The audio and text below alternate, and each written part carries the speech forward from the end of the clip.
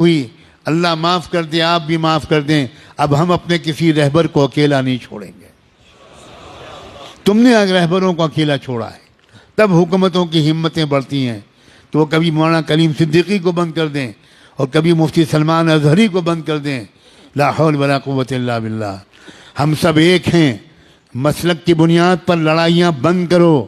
اگر آپ کو کسی مسلک سے تعلق ہے بہت مبارک، لیکن ہمارا اصل مذہب کلمہ طیبہ لا الہ الا اللہ، ہمارا کلمہ ایک ہے، ہمارا قرآن ایک ہے، ہمارا قبلہ ایک ہے، ہمارے رسول ایک ہیں، ہمارا رب ایک ہے، ہمارا دین ایک ہے، اور ہمارا انجام بھی ایک ہے۔ کسی طرح کا جھگڑا نہیں۔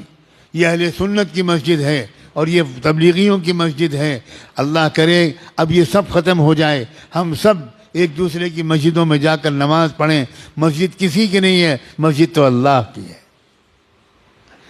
گلے مل جاؤ، ایک دوسرے کو دعوتیں کرو، ایک مسلک کے علماء دوسرے مسلک کے علماء کو کی دعوت کریں، دسترخوان بچھائیں، ان کے ہاتھ چومیں، ان سے دعا کی درخواست کریں۔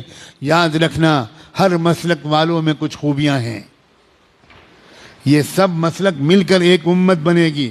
اب کب تک یہ مسلک کا ہم لوگ ڈھول پیٹیں گے؟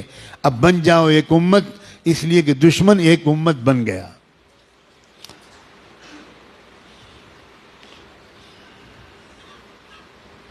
قرآن نے اعلان کیا ہے والذین کفروا بعضهم اولیاء بعض الا تفعلوه تکن فتنة فی الارض وفساد کبیر۔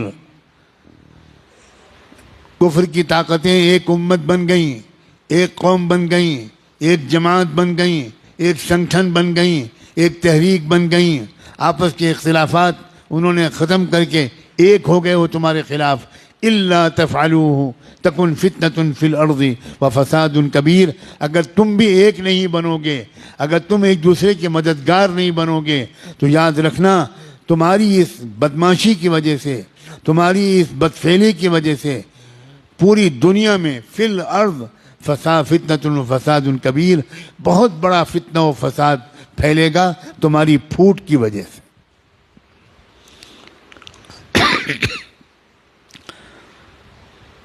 اب تو نہ مدرسے چھوڑے جا رہے ہیں، نہ درگاہیں چھوڑی جا رہی ہیں، مدرسوں پر بھی بلڈوزر چل رہے ہیں، مسجدوں پر بھی بلڈوزر چل رہے ہیں، اور درگاہوں پر بھی، مزاروں پر بھی بلڈوزر چل رہے ہیں۔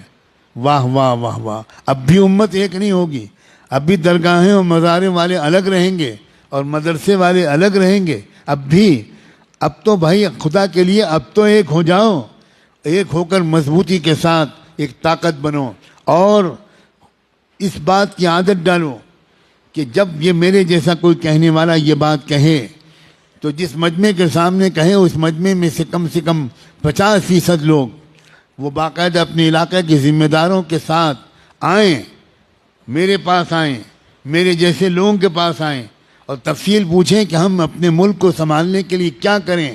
نوجوانوں آؤ گے یا چوڑیاں پہنا دوں میں تم کو؟ میں چوڑیاں بھیجوں؟ میں سچ کہتا ہوں میرا دل بہت دکھا ہوا ہے، بہت دکھا ہوا ہے۔ اور مال والوں اپنے مال کو شادیوں میں خرچ کرتے رہو گے؟ بتاؤ، جواب دو۔ شادیوں میں خرچ کرو گے یا قوم کی حفاظت کے لیے خرچ کرو گے؟